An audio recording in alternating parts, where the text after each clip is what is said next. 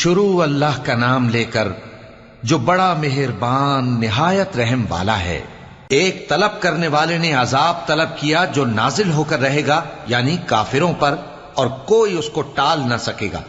جو بلندیوں والے اللہ کی طرف سے نازل ہوگا، جس کی طرف روح القدس اور دوسرے فرشتے چڑھتے ہیں، اس روز نازل ہوگا جس کا طول 50,000 برس ہوگا۔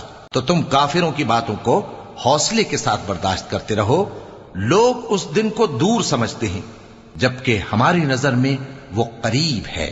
جس دن آسمان ایسا ہو جائے گا جیسے پگھلا ہوا تانبا، اور پہاڑ ایسے جیسے رنگین اون، اور کوئی دوست کسی دوست کو نہ پوچھے گا، حالانکہ ایک دوسرے کو سامنے دیکھ رہے ہوں گے۔